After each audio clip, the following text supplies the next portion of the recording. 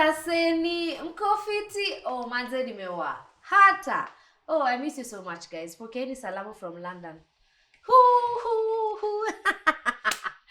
Nikiongeongea usikie nikaa unielewe vizuri jua tu nimetoka London. Yeah, guys. I'm from London. Anyway, guys, I am back and I am back. Sasa niko na episode nyingine tu moto sana. I don't know why this came to my mind, by the way. I think after you introduce yourself, I have a guest. Sorry. I have a guest on set. Then I'll tell you why this came into my mind. Kindly introduce Joanne. My name is Joanne Thor, commonly known as Joanne the Career Coach. I didn't know you're Joanne Thor. Yes, Joanne Nyambura Thor. Oh, nice.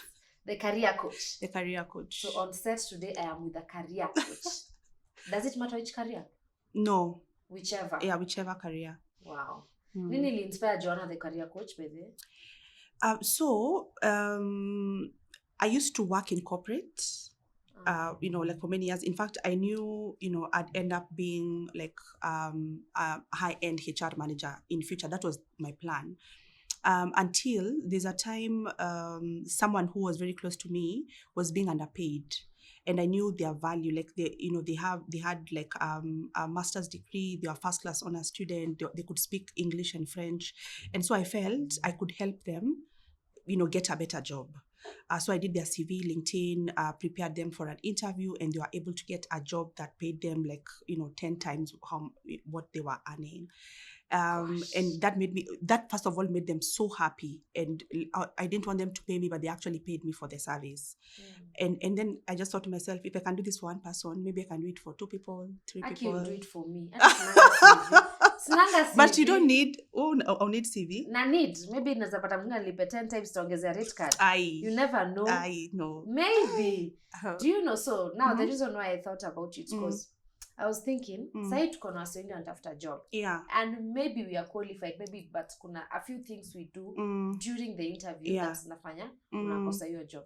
So I thought maybe have Joanna, because I see you do so much content on Instagram, which is really amazing. Thank you. So kwanza you are underpaying. Like I can't even tell if I'm being underpaid. Yeah. I don't know my worth, my exact worth. So nikasema maybe Joanna can come and tell us maybe 5 things that someone should do ama should not do during an interview. Yeah. So we can start the things we should do. We should do. Ama we start with the don't. Let's start with the let's start with the don'ts. Don'ts. What you shouldn't do while going for an interview. Yes. During an interview. Okay. During an interview. Let's just say during an interview. So the 5 things that you should not do. During an interview. Right. Whichever interview. It doesn't matter. Because then you can be underpaid as a content creator. You can be underpaid as someone who is employed. Exactly. You can be underpaid as a freelancer. So it doesn't matter. Whichever interview you're going for. And I'm sure many people are normally in your DMs telling you, say, please ask you to a job. Na you hook up na job. So what are some of the things that you should not do when you're going for an interview? And the first thing, you should not have a shabby CV. Akisele CV zenye zinakuanga circulated uko nje. I'm sure even you watu wako kwa DM zako, ukiangalia hiyo CV amekutumia, just have a look at some of the ones that they've sent you. Instead of saying curriculum vitae, wengine wameandika curriculum vitamins. So surely. Wait. Surely. Me, I'm called. But instead of curriculum vitamin, because they're confused. But I could go through. Or my name is Joanne Nyambura Thor. I put Joanne Nyambura Thor. Or like my telephone number, I don't put my right telephone number. So the person, maybe, they got your CV, they want to call you for an interview, they can't get you. I blame it on the typos. Kwanza mimi, I am so bad. Typos, I am number 1. Typos, but I understand you should go through your CV. So it shows that this person hako serious surely. Ama amekutumia CV iko half page. Like it's half a page. Acha nicheke juu na imagine na kimbiza na CV tao na imeandikwa curriculum vitamins. No, umesakilate kila mahali tao. Alafu at the end of the day, Umeenda ukidrop vitamins. alafu at the end of the day, now the same person is the person saying, aki hakuna kazi, you know, like you need a connection. Ukweli ni This hakuna CV, kazi. yeah, this CV, it's half a page. The title is wrong. It's, you know, the sentences, they start with small letters. The formatting is wrong. Sentences as in a full stop at the end. Hebu nikuulize, ushaikuwa HR? Yes, I have. Because I've done a lot of HR consulting work. Let's just say I've done a lot of interviews. So many CVs have gone through my hands. And no. Yeah. So what I would say, especially in the last few years, the caliber of CVs, many hiring managers will tell you they get thousands of CVs. Out of those thousands of CVs, it's maybe like 2%. 2% of those CVs are the ones that they can possibly call this 2% for an interview. And that is why on my Instagram, on my TikTok, nashinanga nikiimba, tengelezeni CV. Like, as in, I keep singing because I know many people get disqualified for interviews because of their CV.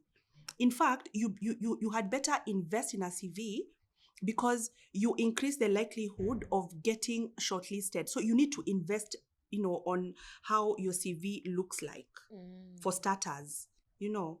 Yeah. So I think they need to go to your page and see how a CV. I'm not going to ask how a CV should look like here. Just go to her page. Yeah. One or two basics of CV. And let me just say, whether you are employed or you're a freelancer or you're a content creator, anybody can have a CV. Everybody. Yes. I need to work on mine. Yeah.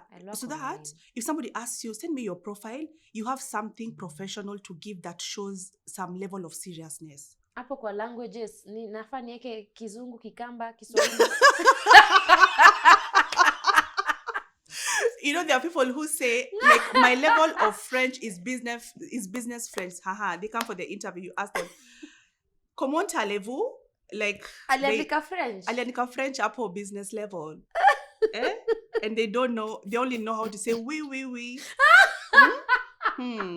I think kuna having fun sana. Nika kusoma composition za watu kwa class. Yeah, or they say, I'm currently reading Becoming by Michelle Obama. And then I'm like, oh, interesting. I've just finished reading that book.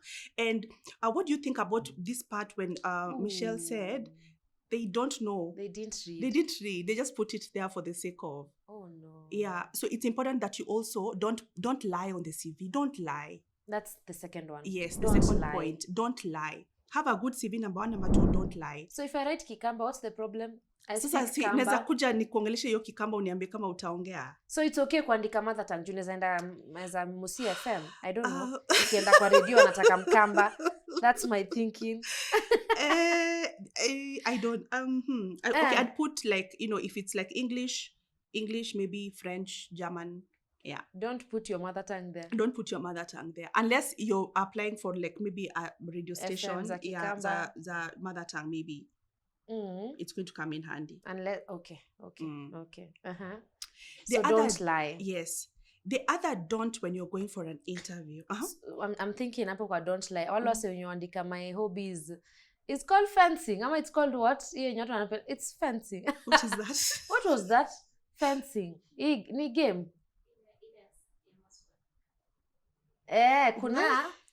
Sasa kuna waliona mahali kwa interview kwa CV imeandikwa I love fencing. Sasa anaandika I don't know if it was a joke or it was real. Akifikiria kufence. Kumbe fencing is a game, like people aliandika fencing. Mimi hata hiyo sijaisikia. Hobbies. Amwandikiangi hobbies hapo, reading, swimming, what? Yeah. It's important for the hobbies to be there on the CV, but then it depends. Like, if you're a fresh graduate and you don't have a lot to put on the CV, maybe.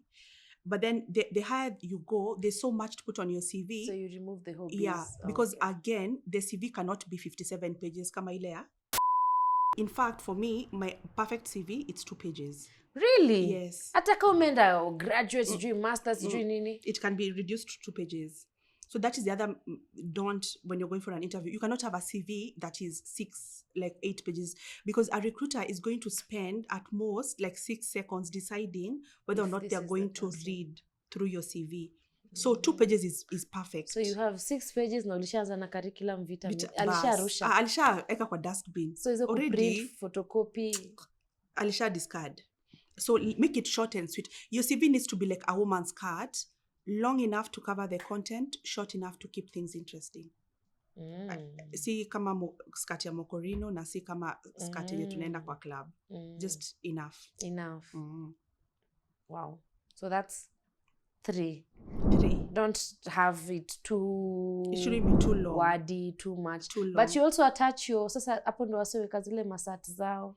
Ama your CV shouldn't have those copies. Not necessarily, because when you're applying for a job, they'll just ask for a CV and that is just it. That. Yes. Then now when you're coming for the interview, you come in with your documents. Yes, you can't carry your documents. The other don't when you're going for an interview, lazima watu waoge. Are you serious? Yes, like just personal grooming. I'm not even saying you wear the latest outfits, the latest fashion, no, but at least take a shower. Unataka kuniambia kuna msio na the latest outfits kwa CV, kwa interview? No, like because then some people will say I don't have money to buy this outfit, and that is okay. To look good. Yes, but you can at least take a shower, brush your teeth, ensure you're not ensure you go well groomed. Okay, I get it. Iron the shirt. You cannot tell me you've come for an interview and you have not ironed the shirt. I'm not telling you to go buy expensive clothes, but at least take a shower, brush your teeth, iron your clothes. Just look good. Yes. At least look presentable. Exactly. Make the person who is interviewing you see there's some effort. Like you put some effort. Sasa kuna wengine unaweza enda na makeup wakwambia toa makeup, kuna wengine unaweza enda bila makeup washindwe kwani hujapaka makeup. Like how do you balance? So unataka kuniambia like kuna msanii zamka tu akuja interview na hajashower? Yeah, there are people who just don't take the interview process seriously. So they'll come, they've not showered, haja brush meno, shati haja iron, atakwambia si KPLC. So you understand KPLC lights whoever they Kenya want to light. light. Stima. So you should understand why my shirt is not ironed. And someone needs to understand why this person has come late. Sababu si kuna kwanga na traffic Nairobi, kwani hujui kuna traffic. Na wewe umepitia hiyo Nairobi tu na ukafika. So I think sometimes there can be some entitlement or people not taking the interview process seriously. And this person might be very good at that job, very good, but juu alikuja tu na ka entitlement ka. So unajua kuna traffic. Yeah.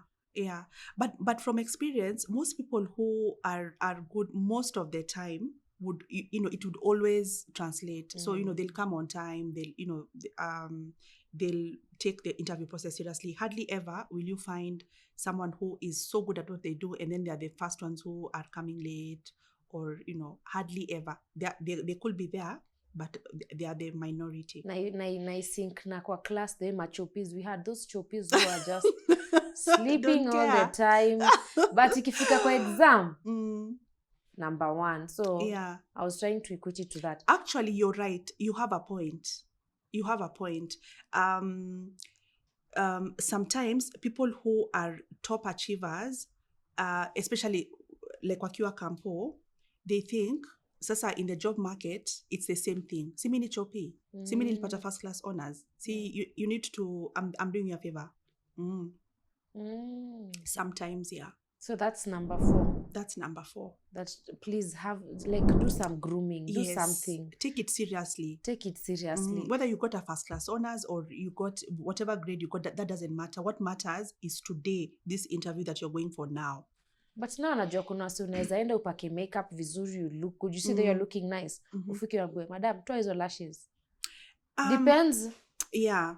Because the others will be like, kamejipaka makeup, paka kasichana, kwani kanafika kanakuja kufanya nini hapa? So what I would say, ukienda interview, ujiamini.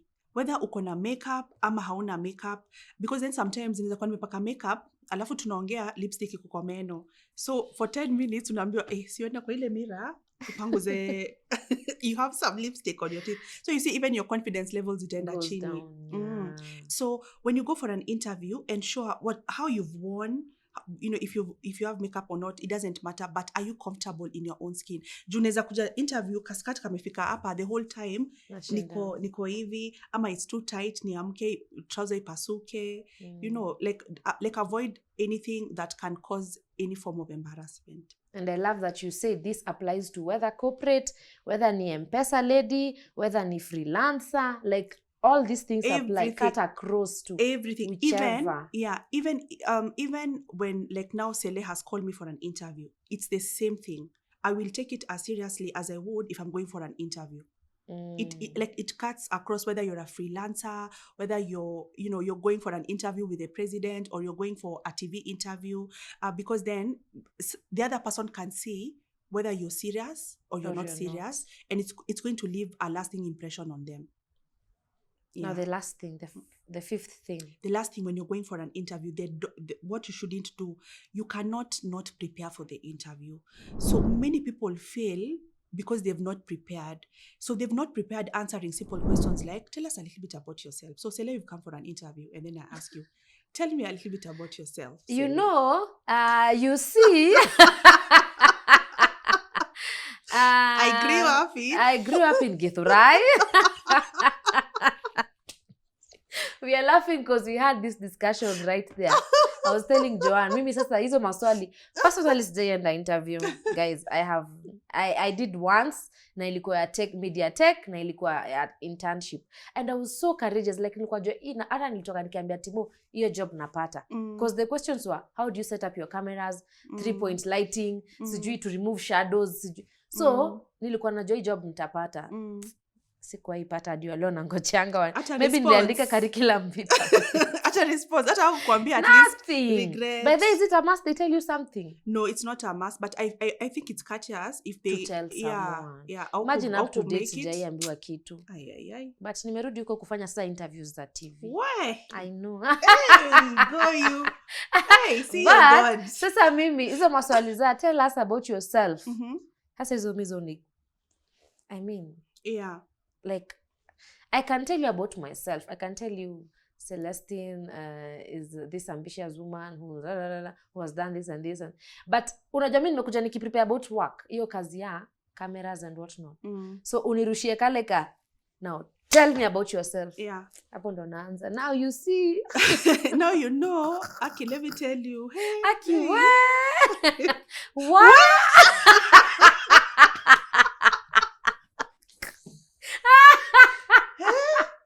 Even you, that question, it throws so many people off. So you actually need to prepare how to answer it so that you answer it well. Because when they ask you, tell us a little bit about yourself, they're not asking, where did you grow up? Are you married? Do you have children? They're asking, who is Celestine in relation to this job that she has applied for? Yeah. So answering questions like, tell us a little bit about yourself. What are your strengths? What are your weaknesses? Tell us about some of the key achievements you've had in your career in the past 6 years. Where do you see yourself 5 years from now? Why should we hire you for this position? Why do you want to leave your last employer? What is your salary expectation? Hapa ndio sasa watu wanaanza kuquote 500. Hapa Gen Z inakuuliza what is that money? Hata it is not worth my time. But me, I love Gen Zs. Aki, me, I think I've met some very amazing, nice Gen Zs. Amazing. Yeah. Sasa hizi maswali. Nafaa kuwa tu na hizi answers all the same. Copy paste. No, you need to prepare how to answer the questions so that then you increase the likelihood of answering the questions well. Because remember, na kuna watu wanalianga bedhe kabisa. Ukweli. Yeah. Oh no, because you need the job, but you're like, what are you asking me? Why are you asking me this question? Why? Because you see, the purpose of the interview is to land you an offer. But when you get the offer, unaweza ikataa. Si ati lazima. Si lazima uchukue job. So what you want to do, because you see, the person who is interviewing you, even if like you could be a freelancer or you could be like in corporate, but that can be your client. That can be your next customer. So you always want to leave a good impression on them. So you don't have to take the job. And that's why you want to prepare for your interview. So that then that person who has interviewed you, there can be a connection, a network, that you keep. Yeah. That is why you prepare answering the questions. So we've had ridiculous answers. Tukiuliza watu, tell us, what is your salary expectation? Mtu hajafanya research kujua, like kazi, inalipanga aje. Just imagine I've come, maybe I want to interview for your admin. Alafu niulize, Joan, what is your salary expectation? Nikwambie 200,000. What will be your first reaction? Kai, tunaweza ongea. Tunaweza wa What else, like what else would go through your mind? And like, honestly, so we've done the interview. Actually, we've done the interview and you think I'm really good. But then I tell you, my expectation is 200,000. So it's 200 to, should it be on the higher side? It depends. I'll be like, oh, for a start, I don't know.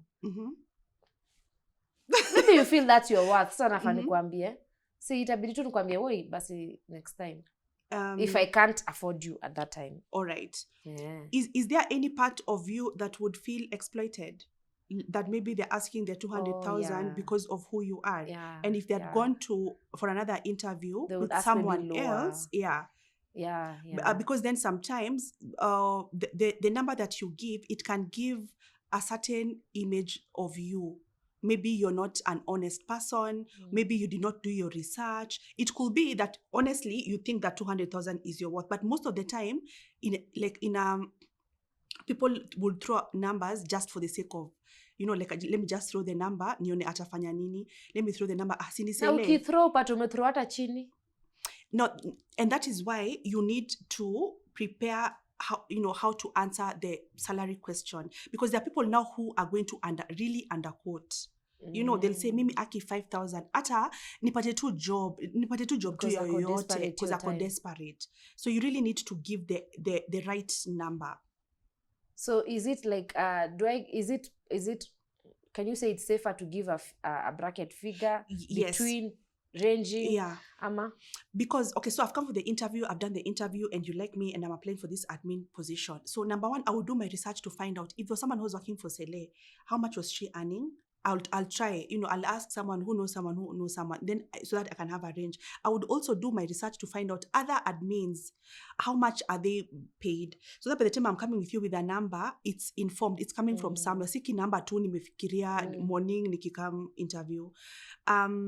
And then I would now also think, like ikazi, I'll be working, am I working from Sunday to Sunday? Am I working from 9 to 5? Or I'll be working from maybe 9 to 10 p.m.? Are there any other benefits I'm getting from this job? So all these things are going to make me know I'm going to ask maybe something between the range of maybe 80,000 and 100,000, for example. But me, kama Joanne, I like giving a number, because, and the reason why I normally advise give a number is because, if I say my range is 100,000 to 120,000, see, of course, utanipatia 100,000. Yeah. Siwezi kupatia 120. Yeah. So I prefer, let's negotiate from a specific number, but then it depends on how good you are at negotiating. But do your research.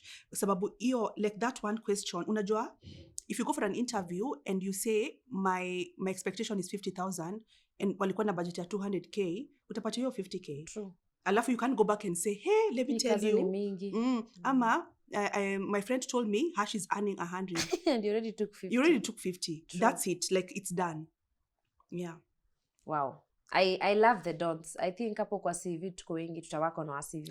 Hapo kwa dons we are so many. And funny thing is that we take some things from something like grooming and looking nice. Mimi ningeassume kila mtu anajua ni common sense. Ukienda interview. I'm shocked mtu anaweza ingia interview. Hata HR aseme, okay, wewe rudi tu. Next, ushindo kwani amenifukuza. Kume maybe amesikia some sort of, smell. Yeah, so now let's go to the do's. So the first do, when you're going for an interview, you need to research about the organization you're interviewing for. So like for example, umeenda interview Njugush Creatives. You've never heard of TTNT for, or you've never heard, surely. Like, you need to know like a little bit about that organization you're applying for. The people who've come for interviews, it's an oil and gas company. Wanafikiria ni FMCG. Aye. So, like immediately the interview is off. Kabisa from the start. Yeah, because you did not, it shows this person did not, like they did not Google us, they don't know what we do, they don't know, like wamekuja tu. So you need to research about that organization. When you do your research about the organization, even when you're giving your answers, even when they ask you, why do you want to work for us? There's something that you can say. I want to work for this organization because I went, I Googled you and I found out this is what you do.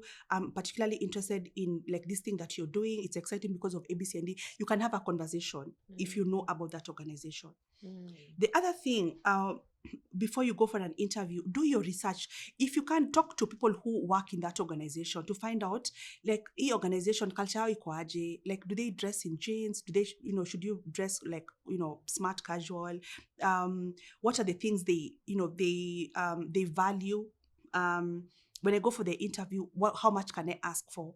So you need to talk to people who work in that organization or other people who are in a similar industry, just to give you some knowledge. Because then there are people who go for interviews. We normally call them in my mother tongue, kemenyi wagura. Like, you think you know it all. But you don't. But you don't, because maybe the industry you're good at is not this industry that you're going to interview for. The other thing, when you're going for an interview, you need to have a well-done LinkedIn profile. What? So, whichever, hata kama si corporate. So, if you're like freelancing or other professions, it's fine not to have. But then if it's like a corporate job, most of the times when people get your CV, wakishapata CV yako lazima waangalie LinkedIn profile. Most hiring managers, most recruiters wataenda online kuangalia. If not LinkedIn, your online presence. So unaweza kuwa umeapply job alafu nimeenda kwa Instagram yako, like just to check if like it's a freelance opportunity, and then the last thing I see is you got into a fight with someone, or you insulted someone, or there's a bad thing that you did, so immediately you might not get that position. It's like this person who missed a position juzi because alikuwa ameongelea about gender bias on Facebook so many years ago. Hakujua alipost. So yeah, so they look at your social kabisa. In fact, I normally say, if you're applying for a job, make your pages private. Oh, okay. Because you see, content creators, you don't have that, like, you cannot have a private whatever account. But then if you're like, in corporate, like, so you don't use social media a lot, no need to put it public. And when you get that job, invite watu wenye mnafanya job kwa now. Ofisi hapo kila mtu akue close friends. Close friends. Shenanigans zote za weekend wanajua. They know like where you live, like just keep it private as much as you can. So that is the other do. Ensure your online presence, whether it's LinkedIn, Instagram, Facebook, whatever, it's clean. The other do when you're going for an interview, when you unaka, the way you groom, like, make your hair, it doesn't have to be anything expensive. Hata tulens kama utoto wangu ni sawa, Yeah. But like, make your hair, take a shower, put roll on, like, usinge interview alafu unanuka tu sweat, ama utoke na sweat inanuka. Iron your clothes. Just make sure you look presentable. And then, the people who get jobs are the people who are able to articulate the value that they bring to the table. So when you go for an interview, it doesn't matter which university you went to, or you got a first class honors, or whatever you did. That's not important. Can you be able to demonstrate your ability to perform the job that I'm hiring you for? And can you convince me you're the best person for the job? That is what any hiring manager and employer is looking out for. Because remember, when you go for an interview, the employer, they have a headache. And they're looking for the Panadol for this headache. So are you the Panadol? And can I get you to ensure my headache is gone? I think is on itano. Yeah, nimeziget ni the opposite of the don'ts. Mostly like, yeah, look good, do good. What, yeah. But sana nafikiri ukiuliza mtu why you, hiyo swali why you, why should you hire me, why like, me and not someone and else, not the rest. Exactly. Okay, so you can say things like, just remember, when you go in for an interview, always think about yourself as a value creating entity. All of us are value creating entities. There's something inside of you that you can do better than anyone else with the least amount of effort. There's that one thing or two things that you can do better than anyone else with the least amount of effort. So what is it? It can be, I may not be very the most talented, but you cannot beat me at being consistent. It can be that the other people who are more qualified than me, but you cannot beat me at being creative. It can be things like teamwork, like I work very, very well with people. It can be things like I'm very reliable.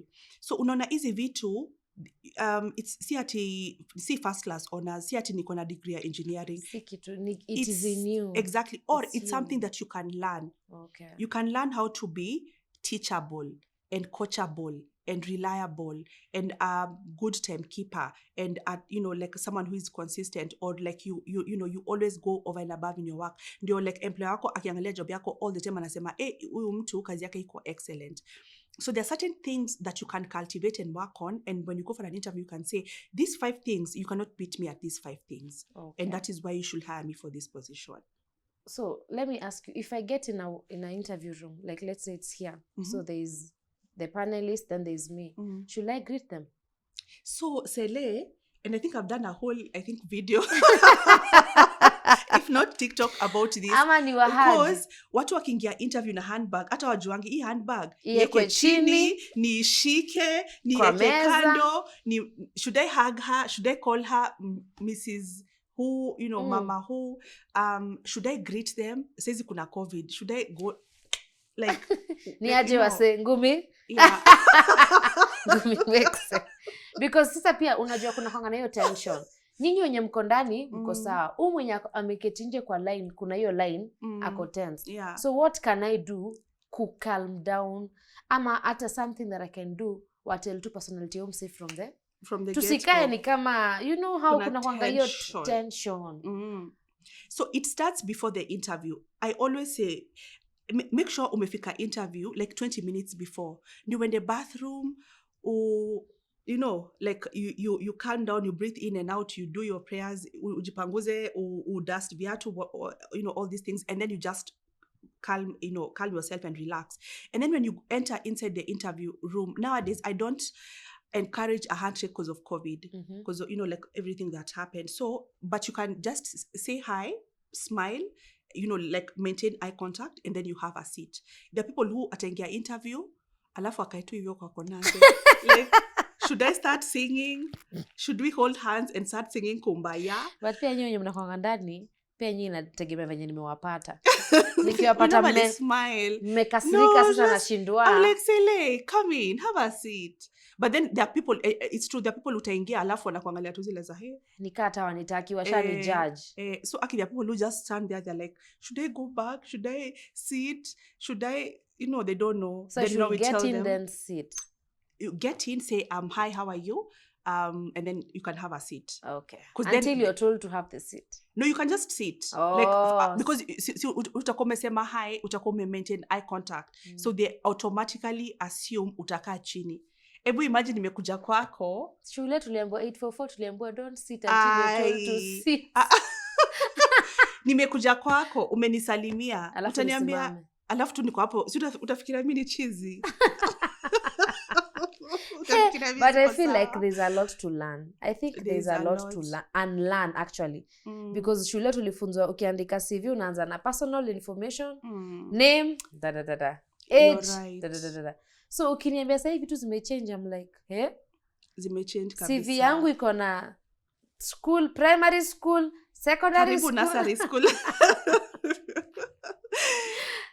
But thank you so much, Joanne. I think you should tell guys where they can get more of this information. Right. So you can follow me on all social media platforms. I think people really enjoy my TikTok. It's Joanne the Career Coach. Instagram, Joanne the Career Coach. LinkedIn, Joanne the Career Coach. Facebook, Joanne the Career Coach. YouTube. Actually, I would say... TikTok, it's fun. Like the content is so fun and you'll be able to understand. But YouTube, I break things down, in a way that you can be able to understand. So you can watch my YouTube channel with a pen and paper. It's Joanne Thuo, and I'm sure you'll find the content valuable. Wazi. Yeah. Tunaenda kuketi hapo leo na pen na paper. Like what? But thank you so much, Joanne. Thank you for having me. If we do this, tutaacha kusema, well, kazi haiko sana, but some things ni mistakes. To mistake, small mistakes. Kazi ziko kabisa. So guys, thank you so much, Joanne. Thank you for coming to my... Hata mimi niite kwako unifunze kuandika CV. Tutakufanyia CV. Tutakufanyia LinkedIn profile. I will come. Running. Na mimi nikifanya na post Instagram. Watu waone CV yangu. Thank you so much, Joanne. Karibu. Until next time. All right. Okay, thank you guys. Bye.